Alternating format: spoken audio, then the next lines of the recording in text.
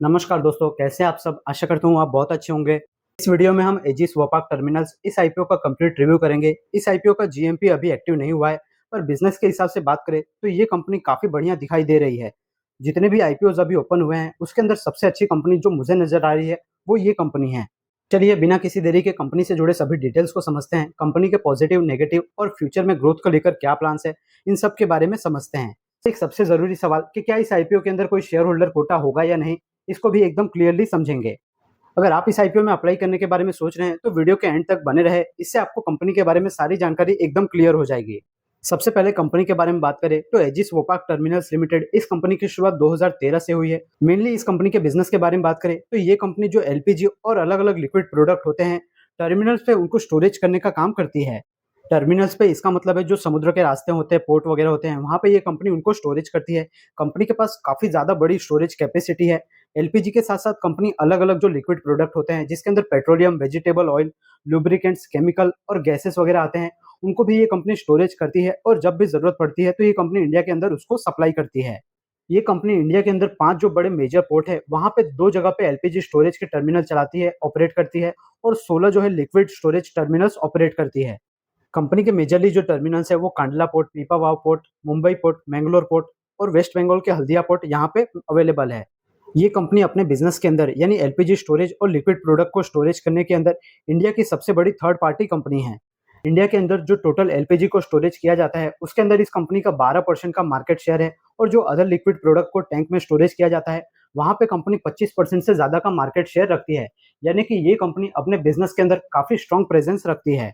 Edges वोपाक terminal ये company जो है एजिस लॉजिस्टिक जो कि हमारे इंडिया के अंदर लिस्टेड है और नेदरलैंड की एक काफ़ी बड़ा ग्रुप वोपाक इंडिया बीवी, इन दोनों के बीच का जॉइंट वेंचर है। इंडिया के अंदर ये कंपनी बिजनेस वाइज और एनर्जी सेक्टर के अंदर काफ़ी इंपॉर्टेंट कंपनी है।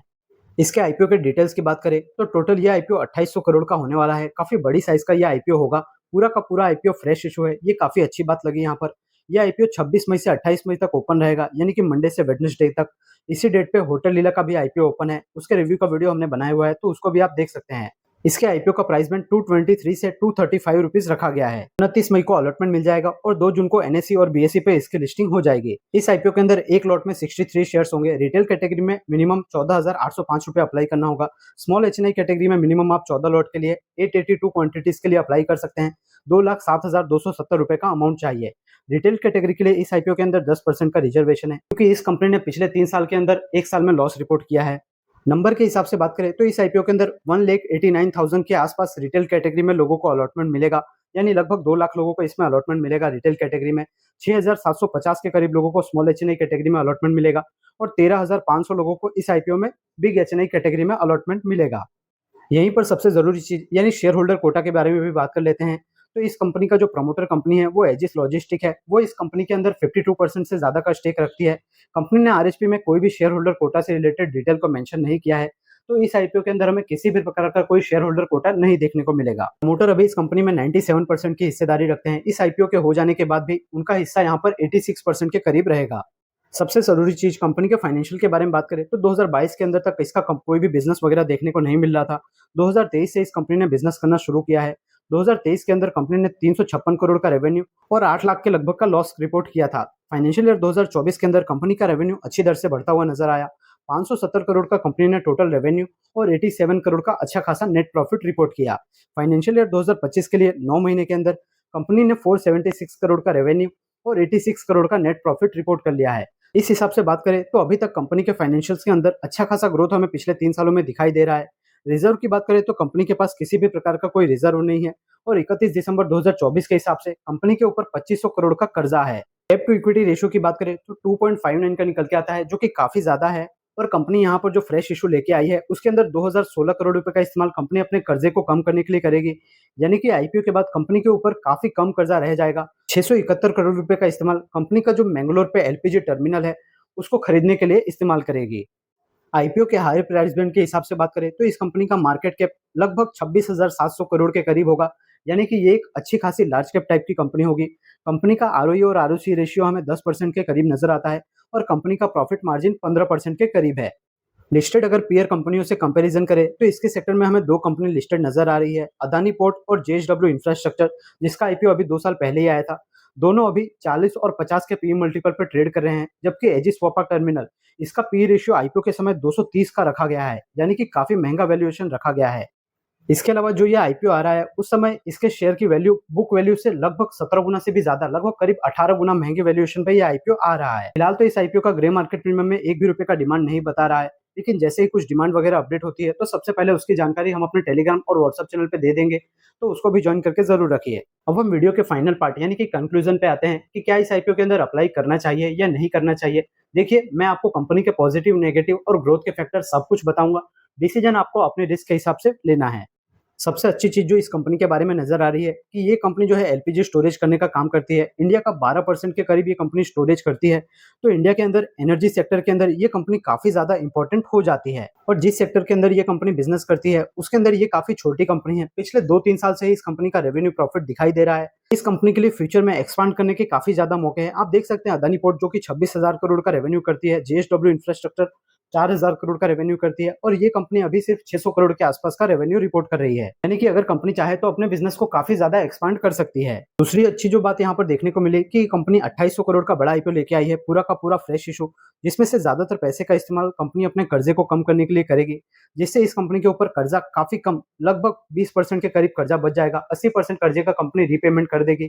तो इससे कंपनी का जो इंटरेस्ट जाता है, इंटरेस्ट पेमेंट के रूप में खर्चा होता है, वो बचता हुआ दिखाएगा और कंपनी फाइनेंशियली और भी ज्यादा स्ट्रांग होती हुई नजर आएगी। इसके अलावा आईपीओ के बाद भी प्रमोटर का इस कंपनी में 86% का हिस्सा बाकी रहने वाला है। तो लॉन्ग टर्म के लिए वो इस कंपनी के लिए काफी कमिटेड है, ये नजर आ रहा है। और कंपनी का बिजनेस हमें इंडिया के अंदर 5 पोर्ट पे दिखाई दे रहा है। कंपनी मैंगलोर के अंदर भी जो है एलपीजी टर्मिनल्स का पोर्ट उसको 600 करोड़ रुपए देके खरीदने वाली है। वहां से कंपनी का रेवेन्यू और बिजनेस बढ़ता हुआ दिखेगा। बाकी अगर नेगेटिव की बात करें तो देखिए, 2023 से ही इस कंपनी का बिजनेस हमें दिख रहा है, यानी कि इस कंपनी की ज्यादा पुरानी हिस्ट्री नहीं है, सिर्फ 3 साल से ही इसका बिजनेस हमें दिख रहा है। और कंपनी जो आईपीओ ला रही है वो काफी महंगे वैल्यूएशन पे ला रही है, 250 के पी रेशियो और 17-18 गुना बुक वैल्यू पे ये आईपीओ ला रही है। इसका वैल्यूएशन काफी ज्यादा महंगा है, यही इस आईपीओ का सबसे बड़ा नेगेटिव पॉइंट है। दूसरे नंबर पे बात करें तो अभी पूरे विश्व के अंदर ट्रेड वॉर छिड़ा हुआ है। तो इस तरह से जो टैरिफ वगैरह इधर उधर हो रहा है, टैरिफ बढ़ाया जा रहा है, उसके कारण इस कंपनी का जो बिजनेस है उसको इम्पैक्ट होते हुए दिख सकता है। और ये कंपनी अपनी लिस्टेड जो कंपनियां हैं, पेयर कंपनियां हैं, उनसे काफी कम लेवल पे अभी बिजनेस कर रही है। तो हो सकता है इसके बिजनेस के अंदर कंपनी का प्रॉफिट मार्जिन घटता बढ़ता हुआ दिखाई दे सकता है।